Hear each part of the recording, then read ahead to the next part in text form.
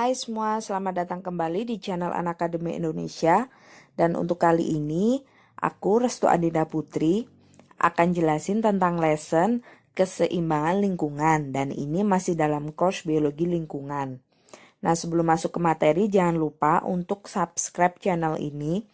Karena di sini banyak banget update tentang materi-materi yang bisa bantu kamu buat belajar.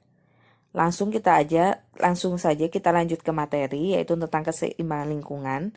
Jadi keseimbangan lingkungan ini merupakan kemampuan lingkungan untuk mengatasi tekanan dari alam maupun dari aktivitas manusia, serta kemampuannya untuk menjaga kestabilan kehidupan di dalamnya.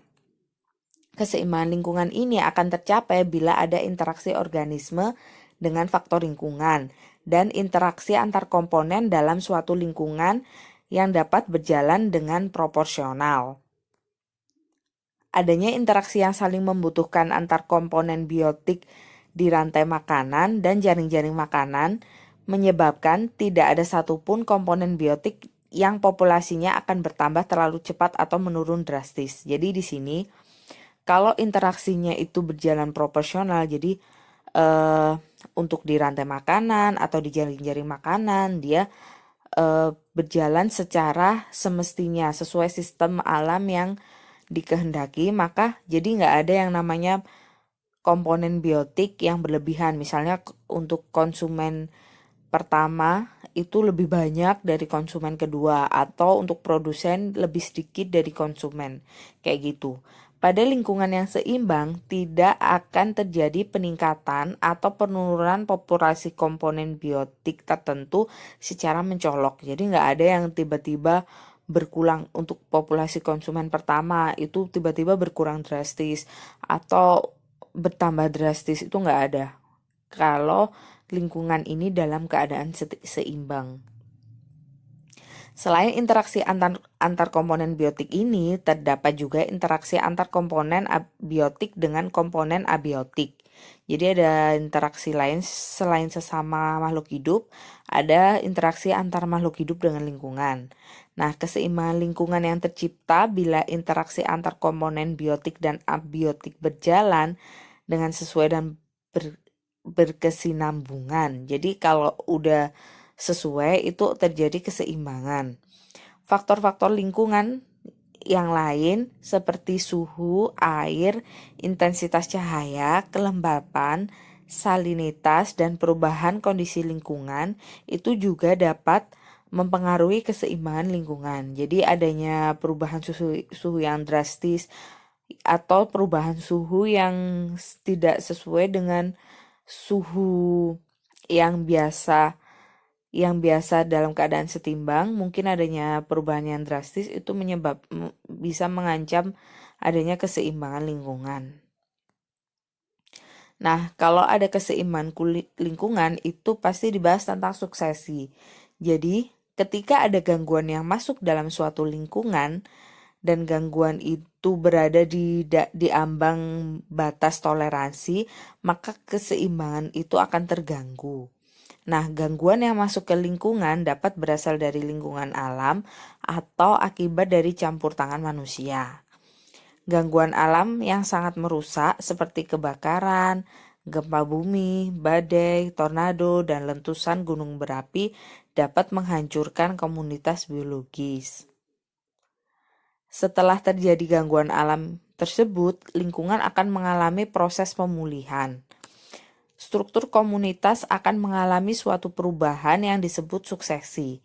Jadi, suksesi adalah proses perubahan komposisi spesies dalam suatu komunitas biologi akibat adanya gangguan pada komunitas tersebut.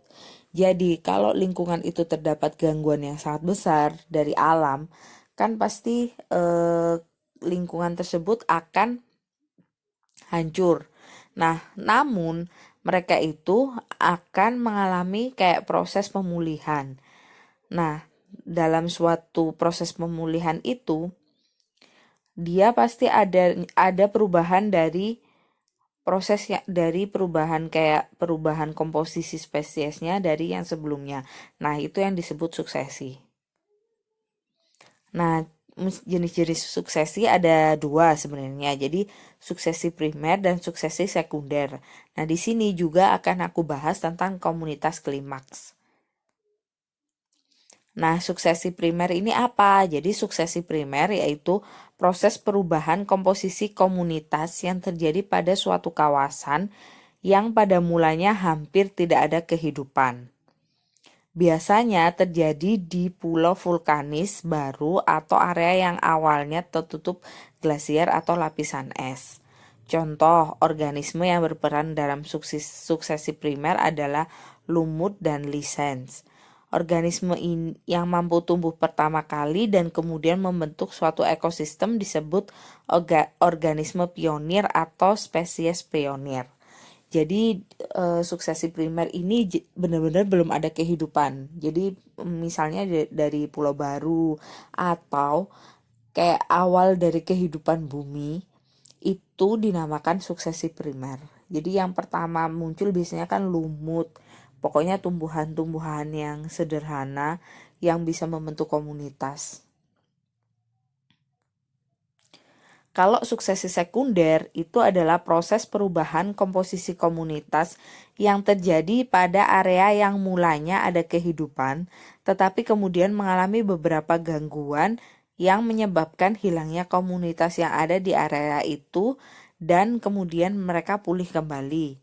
Contoh hutan yang mengalami penebangan. Jadi dia itu ada perubahan walaupun udah ditebang kemudian ada pemulihan tapi kan beda dari yang sebelumnya. Kemudian yang terakhir adalah ini bukan jadi suksesi jadi ini adalah komunitas klimaks.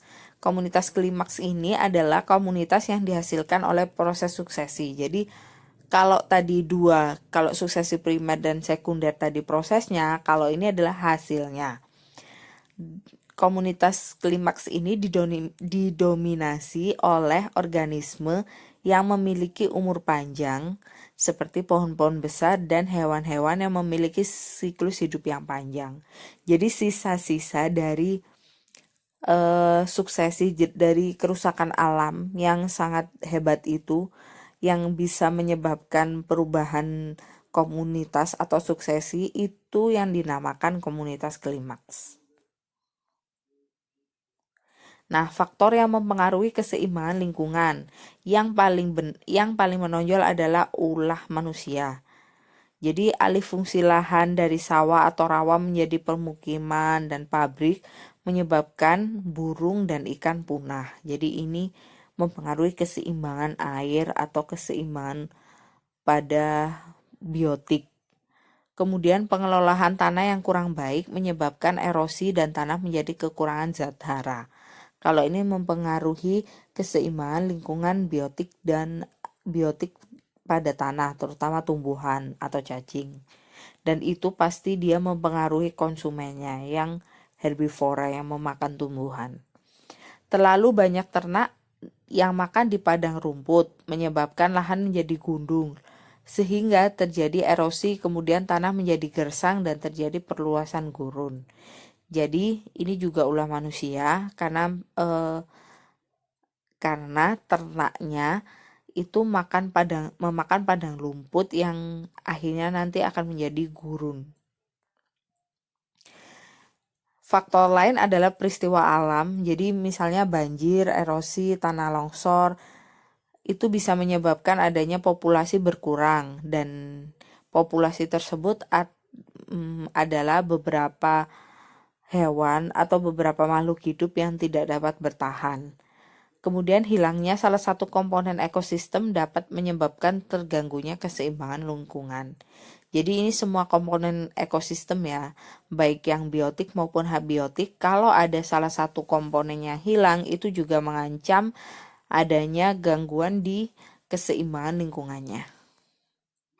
Nah, jadi itu tadi materi tentang keseimbangan lingkungan. Jangan lupa subscribe channel ini karena ini bisa bantu kamu banget buat belajar. Kemudian jangan lupa like dan share video ini, oke? Dah.